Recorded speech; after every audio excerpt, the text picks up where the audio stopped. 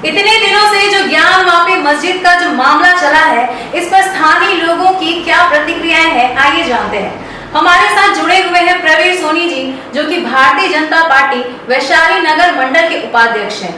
प्रवीर जी, इतने दिनों से जो ज्ञानवापी मस्जिद का जो मामला चला है, इस पर आपके क्या विचार हैं? देखिए, मैं तो इसे ऐसा समझता हूँ कि खुदा की खुदाई हुई और महाकाल वहाँ पर विराजित हुए।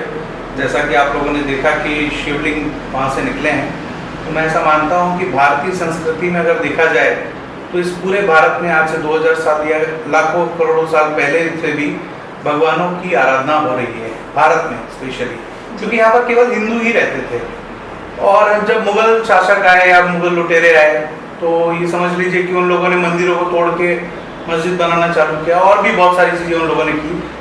इसका मतलब ये है कि भारतीय संस्कृति को उन्होंने नुकसान पहुंचाने की पूरी कोशिश की, लेकिन कहीं ना कहीं ऐसा होता है कि इतिहास जब खोदेंगे तो निकलता है। तो इतिहास निकला और शिव जी वहाँ से निकले हैं। तो मैं ऐसा मानता हूँ कि कोर्ट जो भी कर रहा है वो सही कर रहा है, और वहाँ पर शिवलिंग निकले मतलब कहीं ना कहीं महादेव वहाँ पर आराधना होती है और होनी चाहिए भी। ये हमारी सांस्कृतिक धरोहर है जिसे कुछ समय पहले ध्वस्त किया गया, लेकिन वापस उनका पुनरुत्थान होना चाहिए। जैसा कि हम जानते हैं, हमारे भारत में धर्म को लेकर बहुत सारे सेंटिमेंट्स जुड़े हुए हैं। ऐसे में अगर फैसला किसी एक के पक्ष में आ जाता है, तो इसमें दूसरे पक्ष के सेंटिमेंट्स को कहीं ना कहीं हर्ट होता है। तो इस विषय में आप क्या कहना चाहेंगे? देखिए, कुछ दिनों पहले ही अयोध्या में श्री राम जन्मभूमि का विवाद था, जो कि बहुत समय से था और बहुत ही इजी तरीके से माननीय प्रधानमंत्री मोदी जी के नेतृत्व वाली केंद्र की सरकार के समय में राम जन्मभूमि पर जो भी फैसला आया वो सभी को बहुत ही अच्छा लगा और सभी ने उसको सहृदय स्वीकार किया। मैं ऐसा मानता हूं कि कोर्ट जो भी डिसीजन लेगा वो सही लेगा और हिंदू हितों में ये फैसला आने वाला है, क्योंकि वहाँ पर शिव जी निकले हैं, शिवलिंग निकले हैं वहाँ से, तो इसका मतलब है कि हिंदुओं के पक्ष में फैसला आएगा।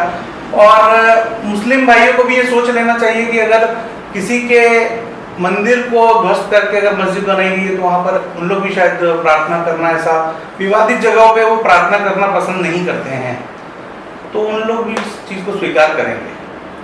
प्रवीर जी, क्या आपको ऐसा लगता है कि इस मामले को बातचीत के दौरान में सुलझाया जा सकता था बजाय कोर्ट में ले जाने के? देखिए, बातचीत से संभलना होता तो मैं मानता हूँ कि 70 सालों में सुलझ गया होता है, लेकिन कहीं ना कहीं हिंदू पक्ष याचिका दायर करते हैं और मुस्लिम उसके अगेंस्ट खड़े हो जाते हैं। तो गंगा जमुनी जो तहजीब है ये कहीं ना कहीं हमारे भारत में अब देखी नहीं जा रही है, क्योंकि दोनों पक्ष आपस में लड़ते दिखाई दे रहे हैं, क्योंकि ये अपने सांस्कृतिक धरोहर के लिए लड़ रहे हैं और वो मुगल लुटेरे जो थे उनके द्वारा जो मंदिरों को ध्वस्त करके जो मस्जिद बनाए गए उनके लिए वो लड़ रहे हैं। ये दोनों लड़ाइयाँ ठीक नहीं है, मैं ऐसा मानता हूँ। अगर सांस्कृतिक धरोहर वहाँ पर अगर शिवजी निकलते हैं तो मुस्लिम भाइयों को स्वीकार कर लेना चाहिए कि वो मंदिर ही था और हिंदुओं को दे देना चाहिए बड़ा दिल रख के। अगर आप मानते हो कि वो भी हमारे भाई हैं तो आपको दे देना चाहिए और विवाद करो, कोई बात ही नहीं। जी, ये जो मामला चला है इस पर हिंदू मुस्लिम जो भाईचारा है उस पर कितना गहरा असर हो सकता है? देखिए, मैं तो अभी तक देख रहा हूँ कि माननीय प्रधानमंत्री मोदी जी और योगी जी के नेतृत्व में अभी तक जो भी हो रहा है बहुत ही, जैसा बोला था योगी जी ने कि एक मच्छर भी नहीं मरेगा, तो वो चीजें दिखाई दे रही है कि कहीं कोई लड़ना झगड़ना नहीं चाह रहा है। कोर्ट अगर फैसला देती है किसी भी पक्ष पे तो मैं ऐसा मानता हूँ कि सभी उस चीज का आदर करेंगे और उसको मान करेंगे। तो जैसा कि प्रवीण जी ने कहा कि हर धर्म के लोगों की अपनी अपनी मान्यताएं हैं, अपनी अपनी फीलिंग्स है, सेंटिमेंट्स है, लेकिन कोर्ट का आदेश जो भी होगा उसका सम्मान किया जाना चाहिए। चाहे फैसला किसी के भी पक्ष में हो, कोर्ट का जो भी आदेश होगा उसका पालन किया जाए। हमारे साथ अब जुड़े हुए हैं अमित जैन जी, जो कि युवा कांग्रेस के प्रदेश सचिव हैं। तो अमित जैन जी, ज्ञानवापी मस्जिद मामले में आपके क्या विचार हैं? सबसे पहले हमारे देश में न्यायपालिका 4 स्तंभों में सबसे प्रमुख स्तंभ है, जहां की ये केस अभी लंबित है।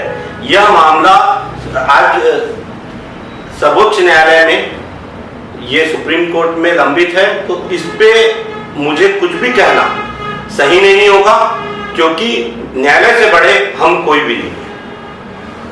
जी सर, मैं ये पूछना चाहूंगी कि जैसे कि हमारे देश में अलग अलग धर्म के लोग हैं, तो जैसे कि ये मामला है, अगर फैसला किसी एक धर्म के पक्ष में हो जाए तो इसमें हिंदू मुस्लिम के जो भाईचारा है उस पर क्या असर पड़ सकता है?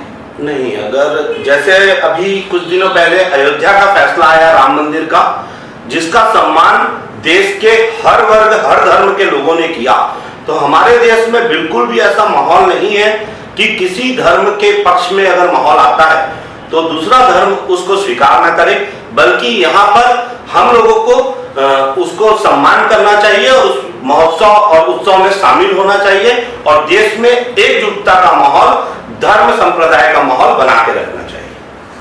अमित जी, क्या आपको ये लगता है कि ये मामला कोर्ट तक नहीं जाना चाहिए था?